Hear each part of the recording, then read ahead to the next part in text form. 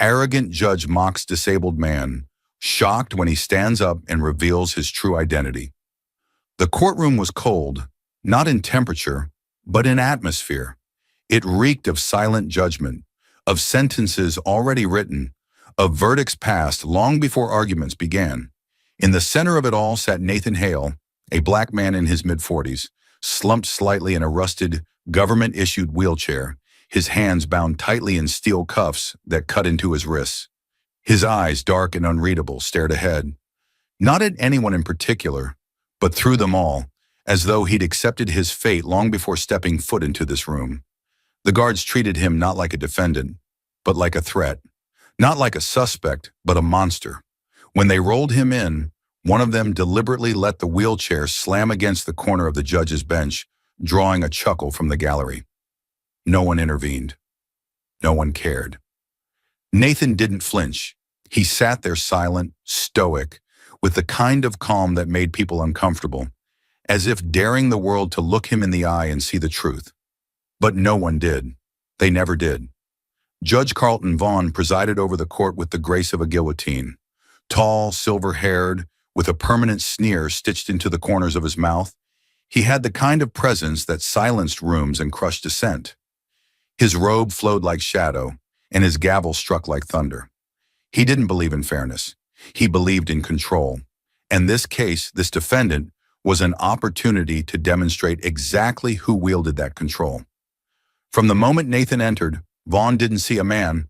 He saw a statistic, a profile, a number, a convenient example of everything he believed was wrong with the system. Vaughn leaned forward, his voice slicing through the courtroom like a razor. "Let's not waste time today.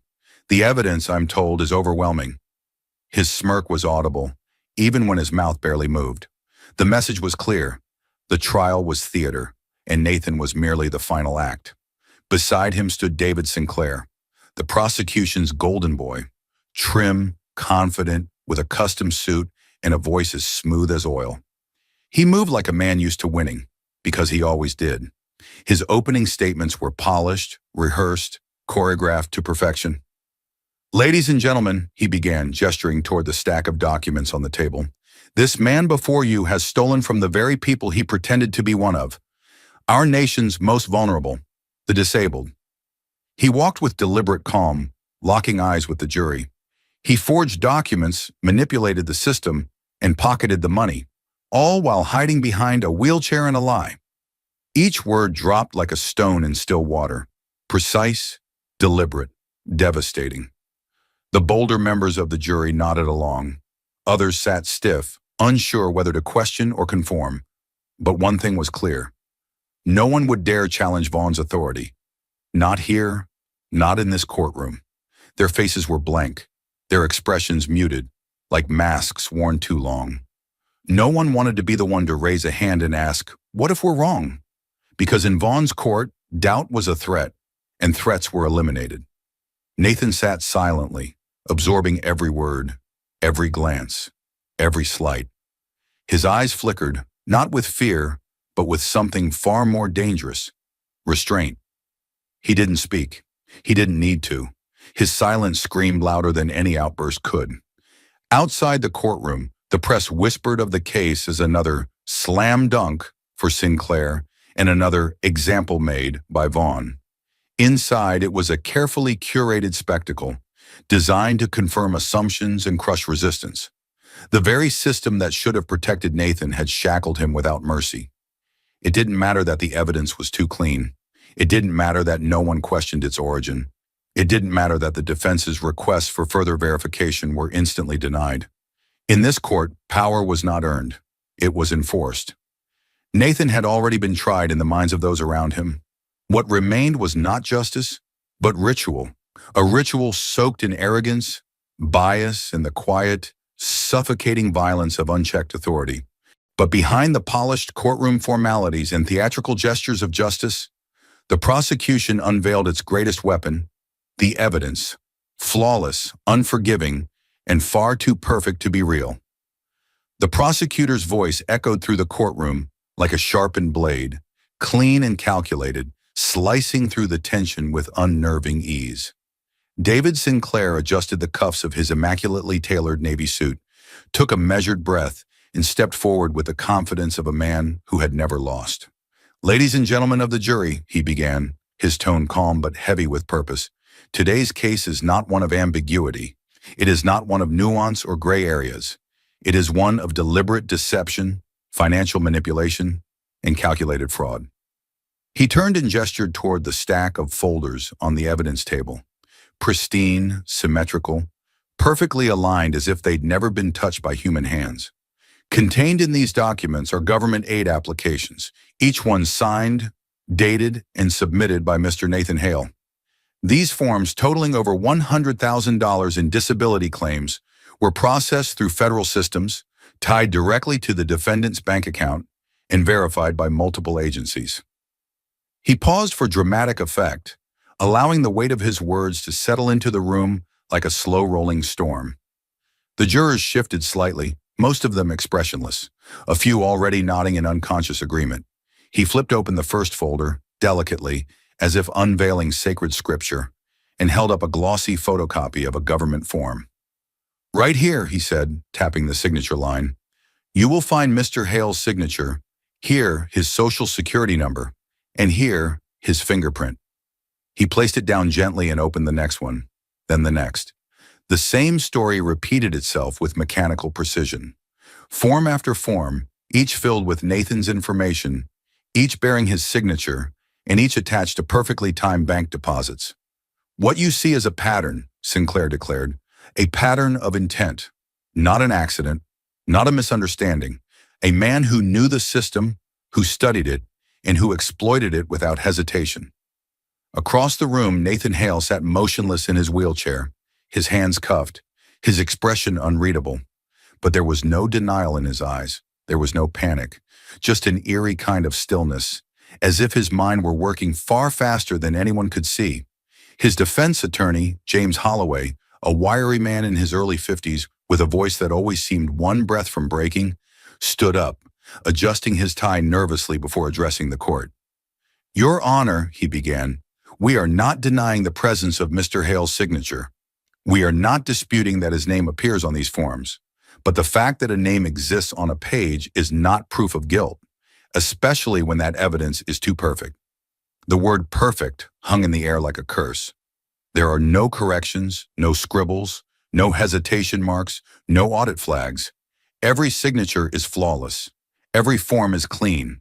It is as if they were written with the intention of convincing us rather than representing truth. Judge Vaughn leaned back in his chair with the posture of a man bored of listening to anyone but himself.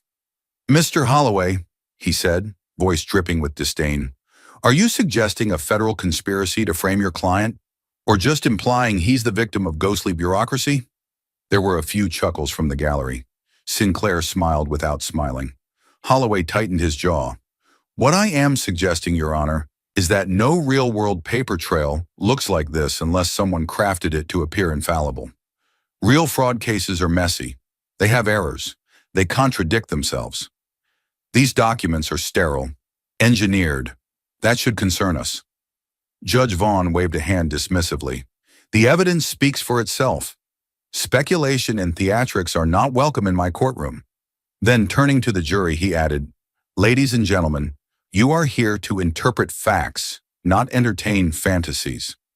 Holloway opened his mouth to speak again, but Vaughn slammed his gavel with a sharp crack that silenced the room like a gunshot.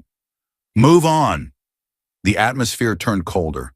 The sound of that gavel wasn't just procedural, it was punitive, a signal to everyone watching that dissent would not be tolerated.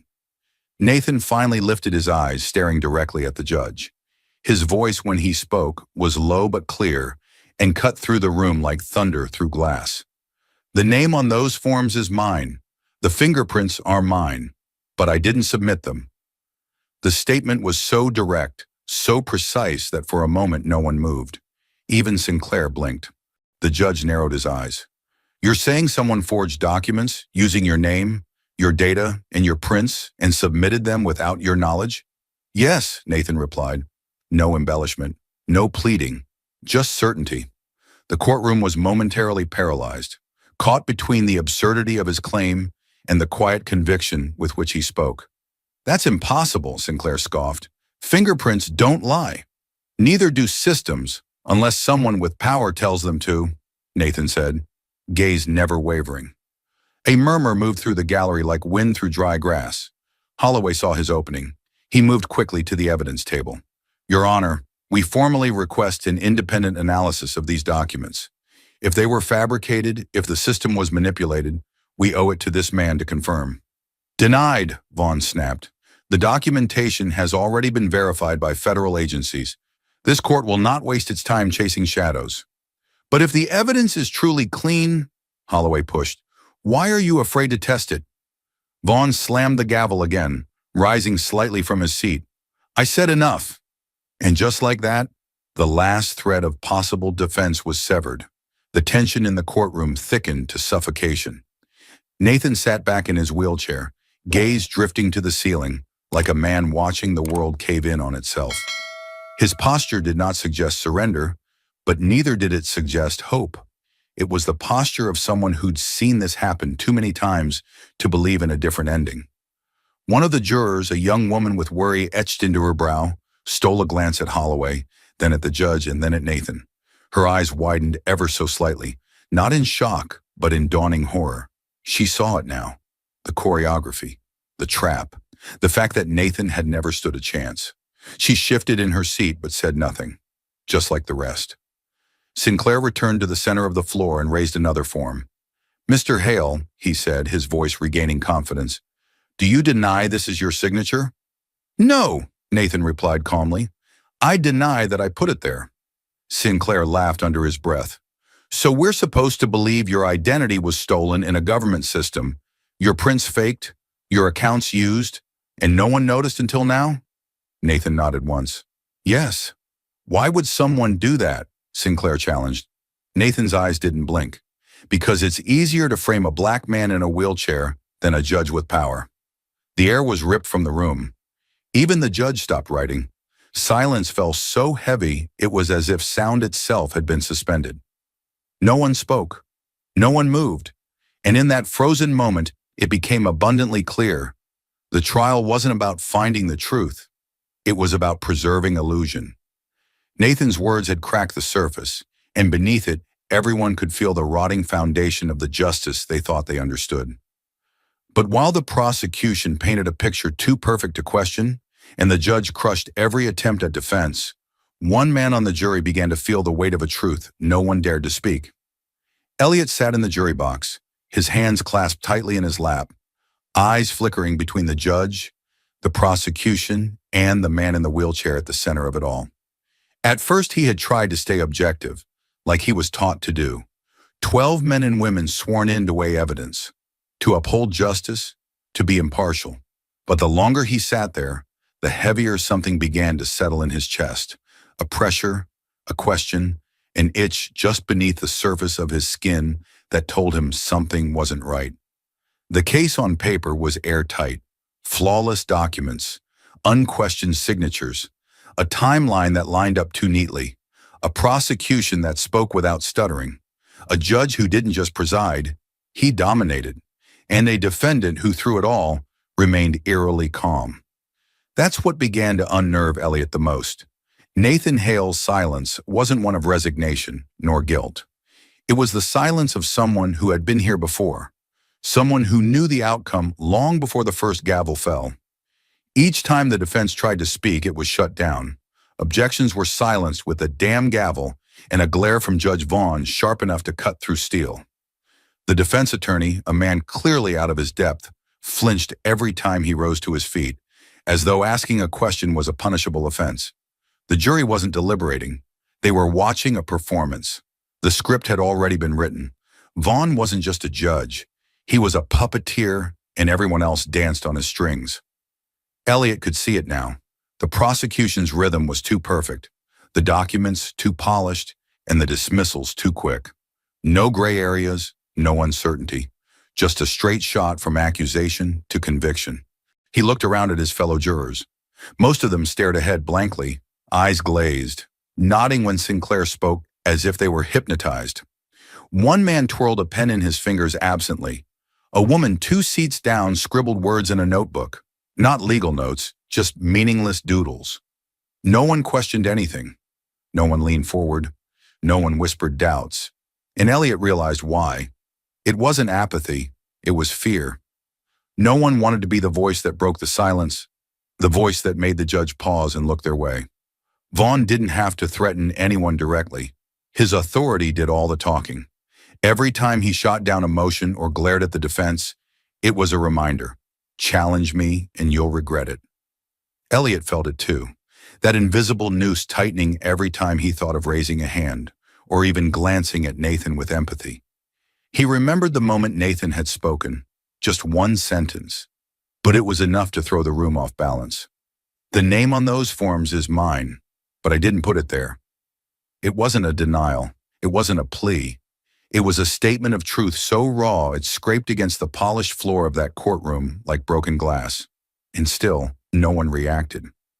Vaughn had smirked. Sinclair had moved on. The jury had blinked, maybe paused, but said nothing. Elliot gritted his teeth. This wasn't a trial.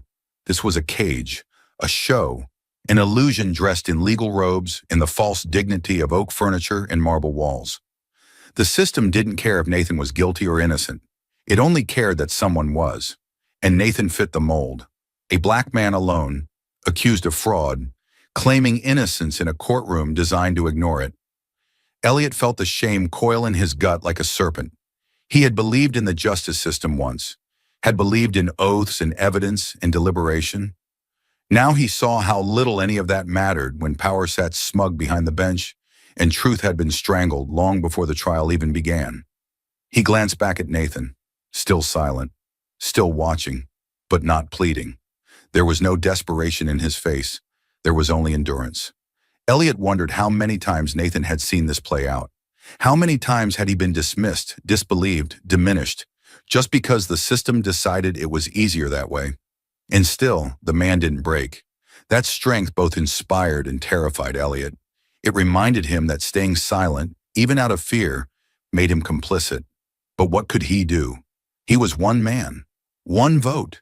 And if he spoke now, if he raised questions, Vaughn would shut him down like he had with everyone else. Maybe he'd be dismissed. Maybe worse. The pressure wasn't just in the room. It was inside him, pulsing with every heartbeat. The silence in the courtroom had become a second presence, heavy, watchful. It wasn't the absence of sound.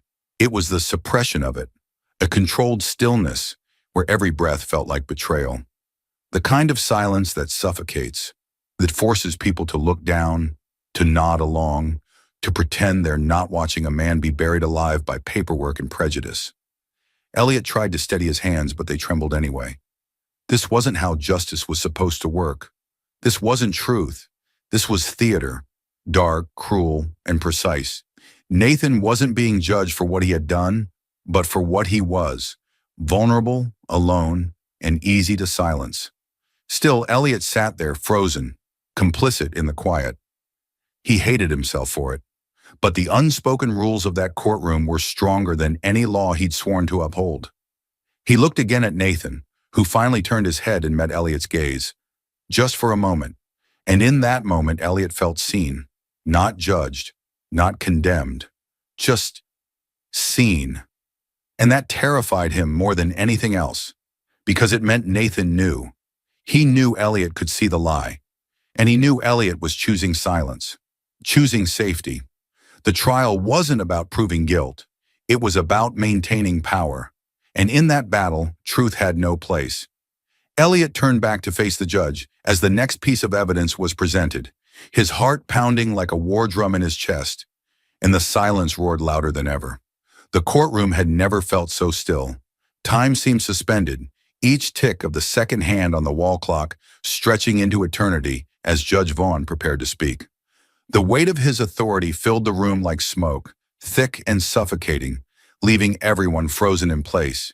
He adjusted his robe with meticulous precision, cleared his throat softly, and picked up the verdict form with the theatrical flair of a man who believed himself to be the final word of justice. There was no pause for reflection, No solemn weight of responsibility in his eyes, just procedure, cold and calculated. The silence wasn't reverent, it was expectant, ritualistic, like a moment of silence before an execution. Then came the words delivered with crisp detachment. Nathan Hale, this court finds you guilty on all counts.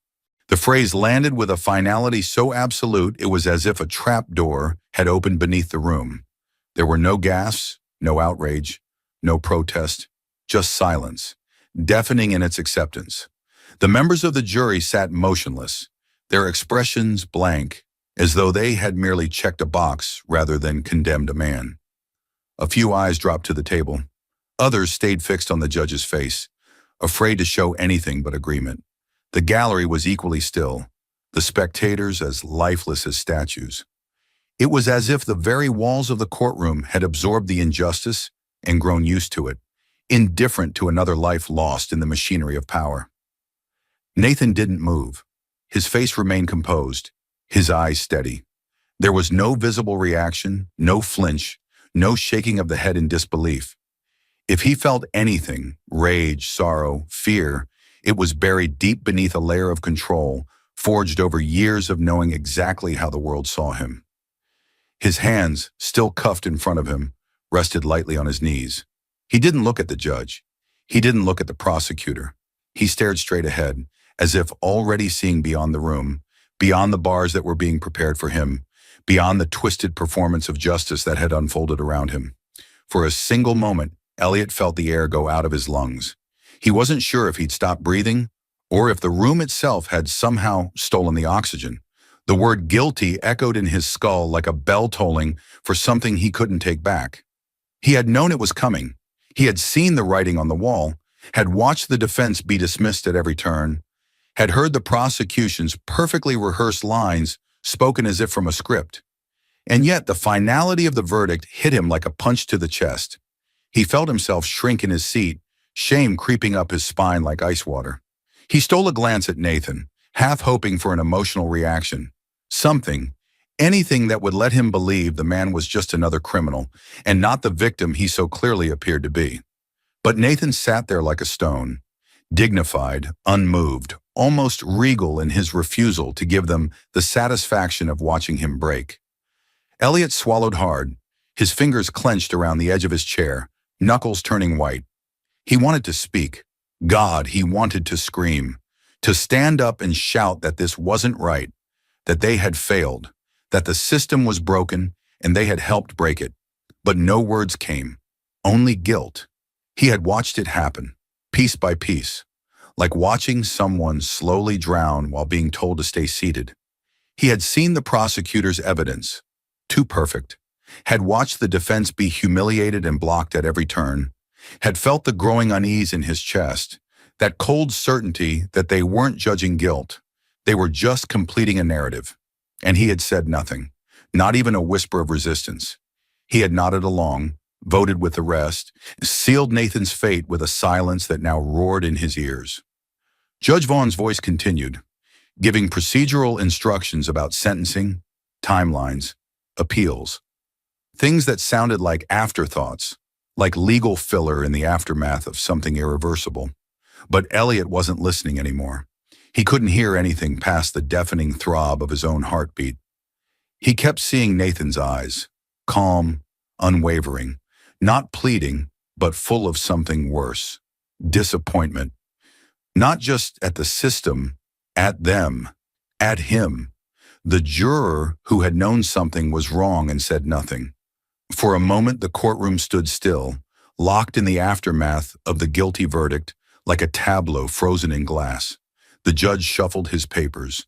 The prosecutor relaxed into his chair with smug satisfaction, and the jurors began to quietly gather their things. It was done, or so they thought. But then came a sound, subtle, out of place, the slow groan of metal shifting against tile. Heads turned. The noise grew louder, sharper, rubber wheels sliding, braking, resisting. At the center of it all, Nathan Hale, the man condemned and dismissed, the man in the wheelchair, was moving, but not as expected. With both hands gripping the sides of his chair, he pressed down, muscles tense beneath the loose fabric of his prison-issued shirt. And then, with deliberate, slow-burning force, Nathan Hale stood. A gasp swept the room like a sudden gust of wind. Not dramatic, not rehearsed, raw. A sound pulled from dozens of lungs at once as disbelief surged through every corner of the chamber. The silence shattered, not with noise but with tension so thick it nearly choked the air itself. People blinked, leaned forward, craned their necks as if what they were seeing couldn't be real. Nathan rose to his full height, taller than anyone remembered, steadier than they'd imagined. His posture was not shaky or hesitant. It was controlled, powerful, unflinching. For a man who was supposed to be paralyzed, there was no tremble in his legs, no wince of pain. Just precision, just purpose. The prosecutor, David Sinclair, lurched backward as if someone had struck him. His carefully rehearsed composure unraveled in an instant. His mouth opened, but no words came. His eyes flicked wildly between Nathan and the judge, then back again, as if seeking a cue, a rescue, an explanation. But none came. His confidence, in so smug and oily moments before, had evaporated into something brittle and cold. Judge Vaughn, too, was caught in the crossfire of disbelief. For the first time in the entire trial, he looked small. His hands gripped the arms of his chair as Nathan's eyes locked onto him. The judge's mouth moved slightly, as if forming a protest or command, but no sound emerged. His authority, so absolute just seconds ago, now wavered beneath the weight of something undeniable. The truth had entered the room, and it had legs. The gallery behind them buzzed with stunned murmurs. Reporters stood. Someone dropped a pen. A juror's chair creaked as she shifted uncontrollably. Elliot, still seated in the jury box, watched with wide, disbelieving eyes as the man he had helped condemn, silently, cowardly, defied every lie they had been fed. Nathan didn't look at them. He didn't have to. His very presence screamed louder than any protest. It was a revelation, a revolt, and it was just beginning. The injustice that had wrapped itself around this courtroom like a noose had just snapped. Nathan's act wasn't just shocking. It was a declaration, a challenge hurled into the face of power. The system had presented him as helpless, as broken, as disposable, and now, standing before them all, he was none of those things. He was whole, he was strong, and he was done playing their game. The room was already breathless, paralyzed by the impossibility of what it had just witnessed. Nathan Hale, the man the system had paraded as broken, feeble, defeated, now standing tall in the very courtroom that had tried to crush him. But what came next would not only shatter the illusion of his weakness, it would detonate the foundation of every lie that had been carefully constructed around him. With precise, unhurried movement, Nathan reached into the inner pocket of his shirt. The gesture alone was enough to freeze every breath in the chamber. A bailiff instinctively took a step forward, but stopped mid-motion as Nathan raised a hand in calm warning, his eyes never leaving the judge. Slowly, deliberately, he pulled out a small metallic object, sleek, official, gleaming slightly under the courtroom lights. He held it in his palm like a blade forged from truth itself, and then he flipped it open. Gasps tore through the air like cracks of thunder. In his hand was a federal badge, unmistakable, impossible to fake. Bold letters glinted back at the courtroom. United States Department of Justice.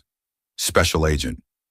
The seal stamped across it silenced any doubt, killing disbelief where it stood. It wasn't a prank. It wasn't a trick. It was real. Nathan Hale had not been the man on trial. He had been the one watching all along. The roles had never been what they seemed. And now, with his voice steady as steel, his presence commanding every molecule in the room, Nathan spoke the words that turned the world upside down. "I've been investigating you, Judge Vaughn." The room erupted, not in noise, but in tension so explosive it nearly bent the walls. Every eye locked on Vaughn, who for the first time looked genuinely human, pale, stunned, stripped of the armor his robe once gave him. His lips parted, but nothing emerged. His gaze flicked between the badge, Nathan's unwavering stance, and the gaping mouths of those around him. His fingers trembled against the bench. Nathan took a step forward, and it sounded like thunder. For 18 months, I've tracked your rulings, your financials, your connections. I've watched verdicts shift with your bank statements. I've seen innocent people crushed under your gavel while the guilty walked away with your blessing and their checks cashed. Each word struck like a hammer against marble, exposing the rot beneath the courtroom's polished surface. The prosecutor, Sinclair, staggered backward, sweat beading at his temples. His carefully rehearsed demeanor collapsed into raw panic. This is outrageous, he stammered, but even he didn't believe it. Nathan didn't look at him. His eyes remained locked on Vaughn like crosshairs. You sold justice, Judge, and you wore your black robe like camouflage while you did it. But I saw through it. And now, so does everyone else. Vaughn attempted to rise, but the strength in his knees betrayed him. He sank back down, clutching the bench as if it could shield him from the truth. You have no jurisdiction, he barked, voice cracking. This is my courtroom. Nathan leaned in slightly, lowering his voice into something sharper, deadlier. Not anymore. In that moment, the illusion of power crumbled.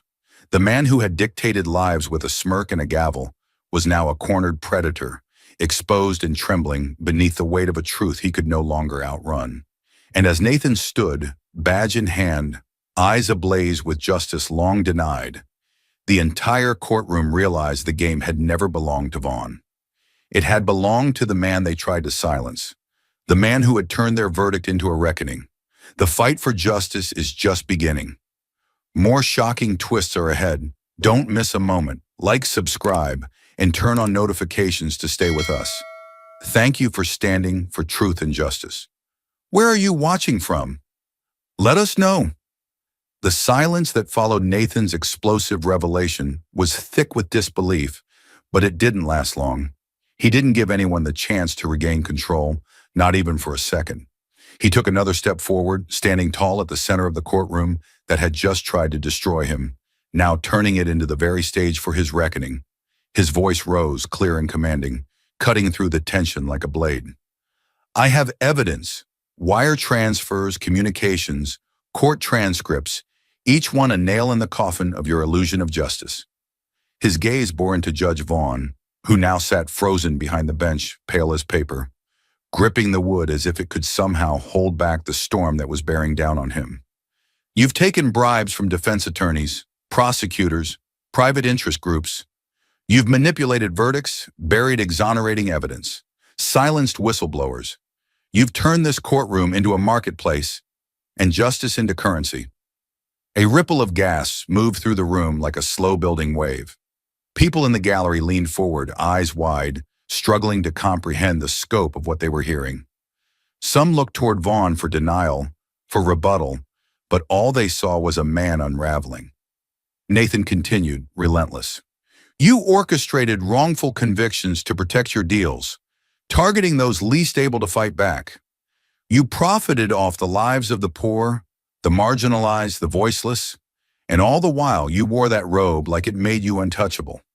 He turned sharply toward the prosecution's table, locking eyes with Sinclair.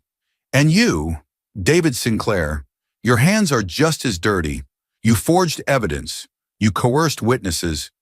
You worked hand in hand with Vaughn to destroy anyone who posed a threat to your perfect conviction record. Sinclair's mouth fell open, but no words came. His skin blanched as Nathan reached into his back pocket and pulled out a folder, thick with documents, marked with the seal of the Justice Department.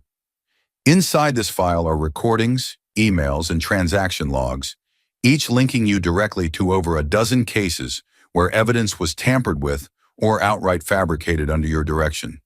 He tossed the folder onto the prosecution's table with a loud slap that echoed through the chamber. Sinclair flinched. You wanted convictions, not truth. You wanted headlines, not justice. And you were willing to destroy innocent lives to get it. Judge Vaughn tried to speak, voice trembling. This is slander, lies. Nathan turned toward him slowly, gaze like fire. Then explained the offshore accounts, explained the midnight meetings with defense attorneys who suddenly withdrew key evidence. Explain the phone call you made to Sinclair 3 days before the verdict in the case of Maria Lopez, a woman who spent 7 years in prison for a crime she didn't commit because you needed to bury a different defendant with political connections.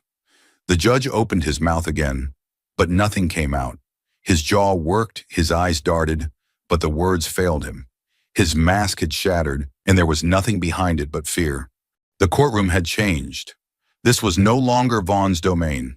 It belonged to Nathan now, to the truth he carried and the fury that backed it. Sinclair backed away from the table as though the folder might explode. Sweat glistened on his forehead.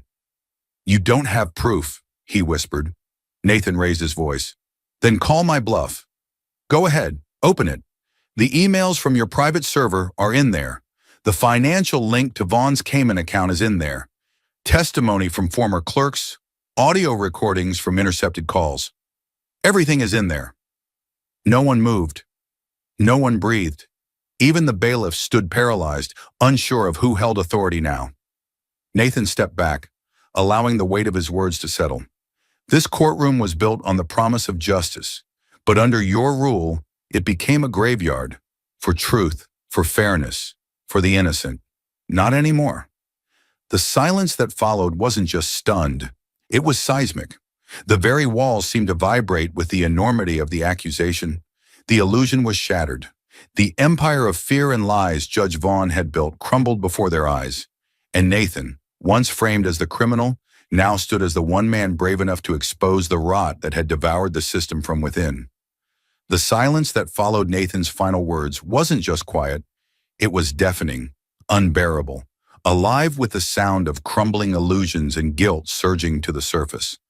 It was as if the entire courtroom had just been punched in the chest and was struggling to breathe. The air grew thick, suffocating with disbelief, horror, and shame. For a brief, terrifying moment, no one moved. No one spoke. Time itself seemed to hesitate. Then, like a dam shattering under pressure, the room exploded, not with noise, but with raw human reaction. A woman in the gallery gasped and dropped her purse, its contents scattering across the marble floor, ignored. A juror stood up so abruptly his chair slammed backward with a jarring clatter. Another clutched her mouth, eyes wide with horror, as tears welled and began to spill. The weight of what had just been revealed was too much for the fragile order the courtroom had once clung to. Members of the jury who had sat so still, so obedient through days of testimony, now looked at each other in growing panic. Elliot, who had carried his guilt silently, now saw it reflected on the faces of the others. One juror, a man in his 50s with gray hair and trembling hands, whispered, "My God, what have we done?" Another, a young woman with a once unshakable stare, now had tears running freely down her cheeks, her lips quivering as she shook her head in disbelief. "We convicted an innocent man," she whispered, barely audible, but the words hung in the air like a verdict of their own. The gallery behind them was unraveling. Spectators stood, shifting restlessly, some holding their hands to their mouths, others murmuring to one another in frantic tones, trying to process the impossible truth they had just witnessed. A man near the back gripped the wooden bench in front of him so tightly his knuckles turned white. "This was never justice," he muttered. "This was a show." But the most piercing moment came when one of the jurors, a middle-aged woman who had remained particularly quiet throughout the trial, stood and turned toward Nathan, who still stood silently at the center of the chaos, his badge still hanging from his hand, his eyes solemn and unwavering. Her voice cracked as she spoke, loud enough to carry across the courtroom, trembling with remorse. "I'm so sorry. I should have said something. I knew it didn't feel right. I was afraid." Her words broke something open. Another juror stepped forward. "You didn't deserve this. None of it." A third, choking on emotion, could barely speak. "We let them do this to you. We let them make us believe you were the criminal." Nathan didn't respond. He didn't need to. His silence now held a different weight. It wasn't the quiet of a man crushed by injustice. It was the silence of someone who had known all along, who had waited for truth to catch up. The chaos around him only made his stillness more powerful, more damning. People in the gallery began to cry. Real tears, guttural sobs pulled from the depths of their conscience. Some apologized openly. Others couldn't meet his gaze, ashamed of having sat in those pews while a man was dismantled piece by piece under the guise of law. Even members of the court staff, normally robotic in their impartiality, showed signs of unraveling. A clerk dropped her notepad and backed away from the bench as if it had become radioactive. A bailiff, one of the men who had wheeled Nathan in like a prop, now stood frozen, his posture rigid, eyes wide with something dangerously close to fear. And in the middle of it all, Judge Vaughn remained seated, visibly shaking, no longer the tyrant who controlled the room, but a relic of a crumbling empire. He stared out across the courtroom as if seeing it for the first time, not as his domain, but as the graveyard of every life he had buried under gavel and ego. Then from the far end of the gallery, a woman's voice rose, thin but powerful. "You destroyed my son's life," she cried, stepping forward with tears streaming down her face. "You locked him up for 10 years, for nothing." Her voice cracked into sobs, but the pain in her words filled the entire room. Nathan turned toward her, nodding once, not to comfort, but to acknowledge, to bear witness, to validate her suffering in a room that had silenced it for far too long. The entire courtroom had transformed. It was no longer a place of order and authority. It was a battlefield littered with emotional wreckage and shattered illusions. And through it all, Nathan remained standing, unflinching, carrying the full weight of the moment with the grace of a man who had borne far worse. Every apology, every tear, every whispered confession of guilt or fear only confirmed what he had known from the beginning. The system had failed, and now finally it was being forced to look at itself. Elliot rose slowly from his seat in the jury box, his heart pounding in his ears. He stepped forward, eyes fixed on Nathan. "I knew," he said softly, voice tight with emotion. "I knew something was wrong. I didn't speak. I was a coward. I let them use me." His voice cracked, but he didn't stop. "I'm sorry, not because I was wrong, but because I was silent when it mattered most." Nathan's eyes met his, and for a fleeting second, something passed between them. Not forgiveness, but understanding. The kind that only exists between a man who endured injustice and another who witnessed it and failed to stop it. The kind that burns deeper than words can reach. The room was no longer a courtroom. It had become a confessional, and every soul inside it was finally forced to confront the truth. Not just about Nathan Hale, but about themselves. When the courtroom seemed on the verge of collapse under the weight of exposed lies and shattered trust, the final blow arrived, not from Nathan's words, but from the heavy steel doors that burst open with the sound of justice finally catching up. The grand wooden doors at the rear of the courtroom slammed open with a violent force that made everyone flinch. The sound echoed like cannon fire through the chamber, drowning out gasps and sobs and scattering whispers like dry leaves in a storm. And then they entered, FBI agents, a dozen strong, dressed in full tactical gear, storming down the aisle with cold precision, weapons holstered but presence undeniable. They moved like a wave of inevitability, boots pounding against the tile, command in every motion. The gallery split in stunned silence, clearing a path as instinct took over, no one daring to block the surge of real authority as it claimed the space. Judge Vaughn shot to his feet, eyes wide, face drained of color. "What is this?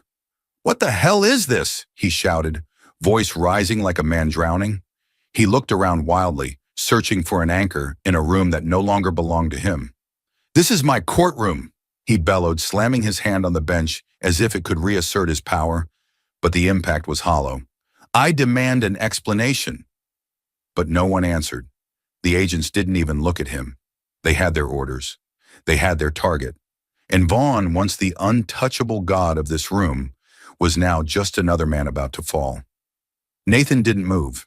He didn't need to. He simply stepped aside and watched as the machine of real justice finally roared to life. One agent approached the bench, badge raised. "Carlton Vaughn," he said with perfect composure, "you are under arrest for obstruction of justice, conspiracy to pervert the course of law, bribery, and multiple counts of judicial misconduct." The words hit harder than any gavel. Vaughn's mouth opened, then shut, his brain unable to process the reversal that was unfolding in front of the people he had ruled with fear for decades. You can't do this. I am a federal judge," he screamed, the desperation leaking into every syllable. "You were. the agent corrected, snapping a pair of cuffs from his belt. Not anymore. Vaughn's rage exploded. He lunged from the bench, reaching forward like a madman trying to pull down a curtain that no longer existed. You have no idea who I am. You're making a mistake. His voice cracked, hands flailing as he tried to back away from the inevitable. But there was nowhere left to run. Two agents closed in from either side, seizing his arms with practiced force. The cuffs clicked into place. Metal on bone, final, brutal. The entire courtroom watched, breathless as the man who had silenced so many was finally silenced himself. Vaughn thrashed, spit flying from his mouth, veins bulging in his neck as he shouted curses and threats. But no one listened anymore.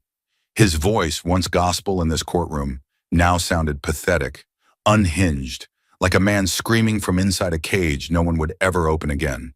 And then all eyes turned to Sinclair.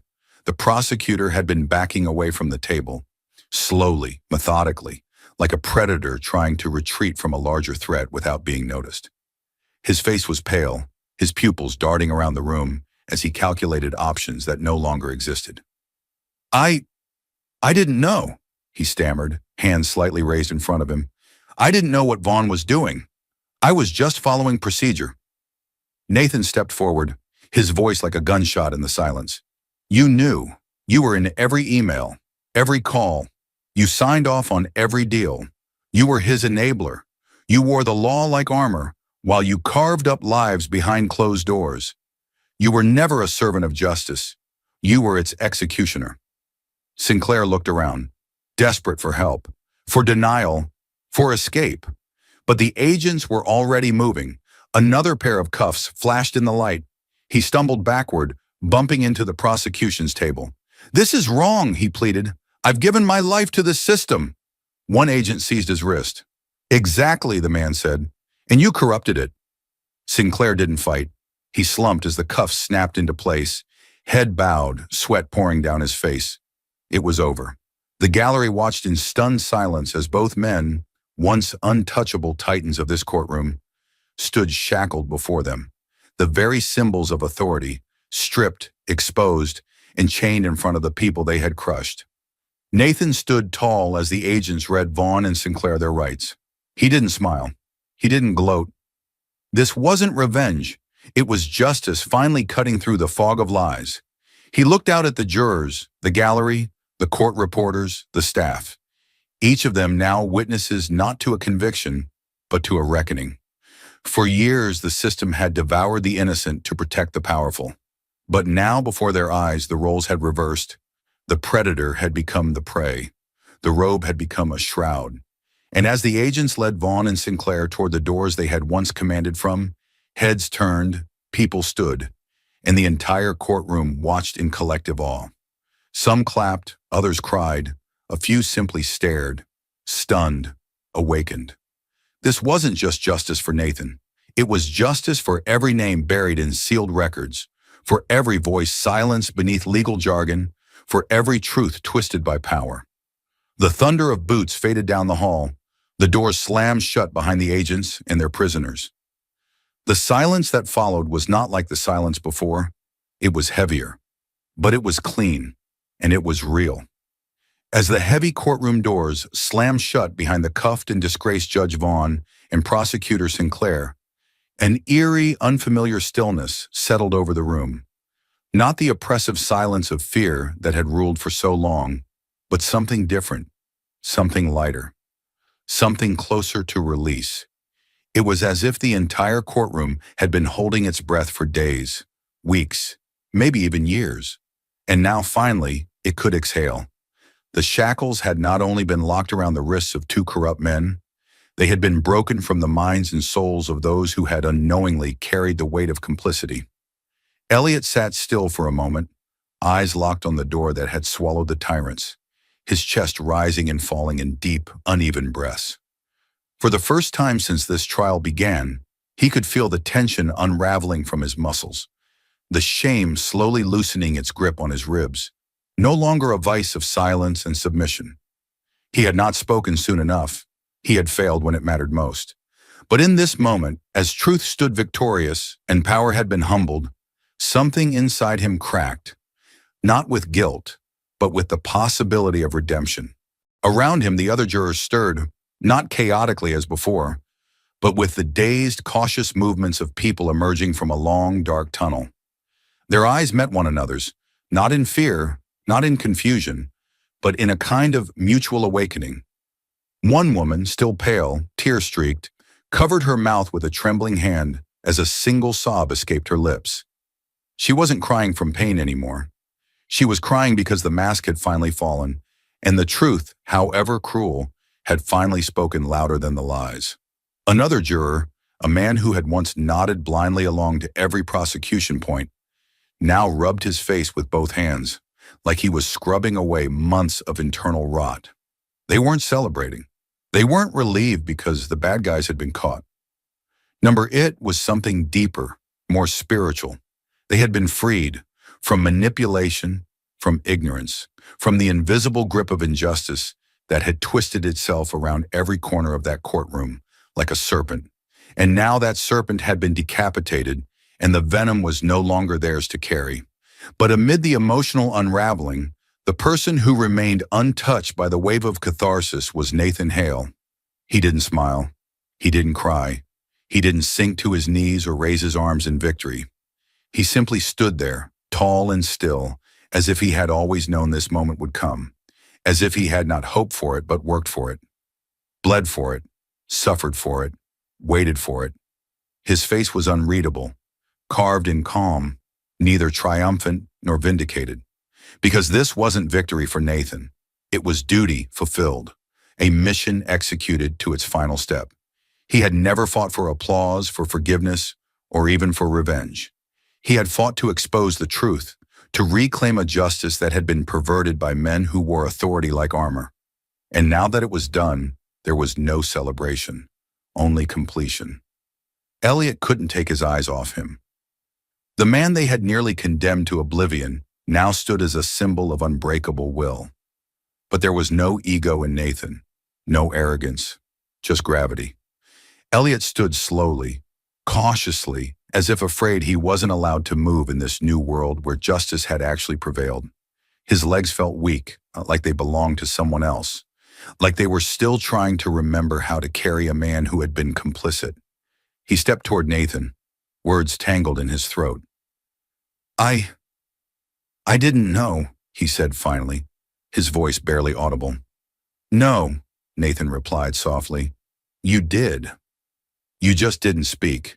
But you're speaking now. He didn't say it with malice. He didn't twist the knife. He just told the truth, clean, honest, and unshakable. Elliot nodded, the shame still there, but something else with it, something stronger, purpose. From the back of the courtroom, someone began to applaud, not loud, not staged, just a slow, solitary clap of genuine respect. Then another joined, and another, until the gallery, the jurors, even some of the staff stood in collective recognition, not just of Nathan, but of what had happened here, of what had finally been broken and what might now be rebuilt. But Nathan didn't turn toward the applause. He didn't bow or acknowledge the crowd. Instead, he gathered the folder of evidence from the prosecution table, the same table that had once held the lies meant to bury him, and tucked it under his arm. Then he turned and walked toward the doors. He didn't walk like a man leaving a courtroom. He walked like a man leaving a battlefield, because that's what this had been. Not a trial, a war, one fought not with guns, but with truth and lies, with silence and courage, with fear and resolve. And Nathan had not just survived it, he had won it. Not for himself, for everyone who had been trampled by the same machine, for every name erased, every voice dismissed, every life derailed by the illusion of justice. This victory didn't belong to him, it belonged to them. As he passed Elliot, he paused for just a moment. Remember this feeling, he said, because next time, when something feels wrong, you speak. Elliot swallowed the lump in his throat and nodded. I will. And Nathan walked through the same doors that had once been the entrance to his condemnation. But this time, they opened not for a prisoner, but for a liberator. Thank you for watching until this moment and for standing with us on this journey for justice. Your support means everything.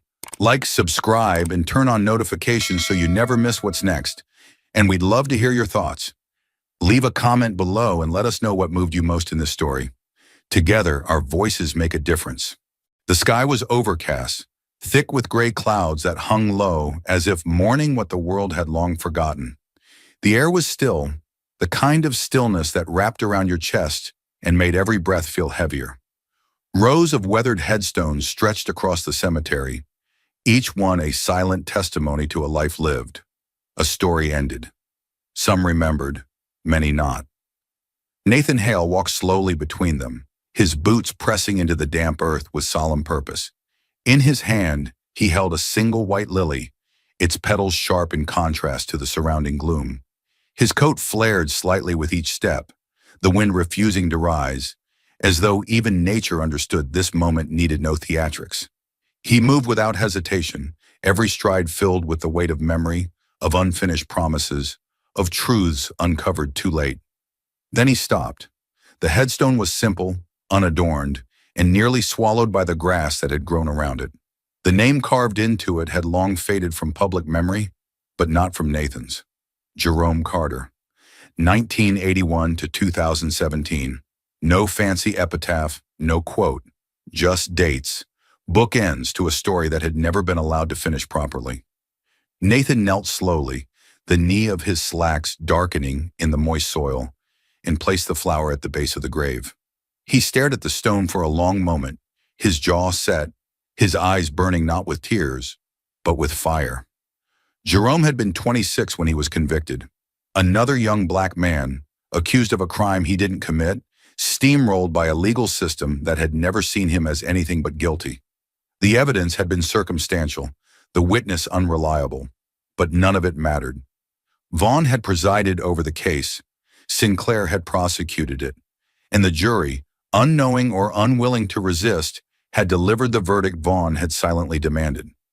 Jerome spent 8 years behind bars before dying of an untreated medical condition, his pleas for help ignored, his records buried under bureaucracy.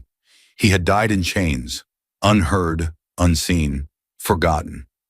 Nathan's voice was low when it came, but every syllable was laced with the steel of resolve. "I'm sorry I didn't get to you in time, Jerome." He let the words hang, heavy in the stillness. "They stole your life, and they erased your name. But not from me. Not ever." He swallowed hard, his throat tightening. "I was undercover then. I had orders, boundaries. But while I was waiting for the right moment, they buried you. And that's something I'll carry with me to my grave." The wind finally stirred, a faint whisper across the cemetery, as if the ground itself had sighed. Nathan looked up at the sky, then back at the grave, his voice sharper now, burning with promise. "I won't let it happen again. I won't let another innocent soul be swallowed by their corruption. I swear it. On your name, on every name they tried to bury. I will burn their system down before I let another man go through what you did." His fist clenched at his side, not in rage, but in oath. There was no audience, no cameras, no one to applaud or witness this vow. But that was what made it sacred. He stood slowly, brushing the dirt from his knee, and looked one last time at the stone.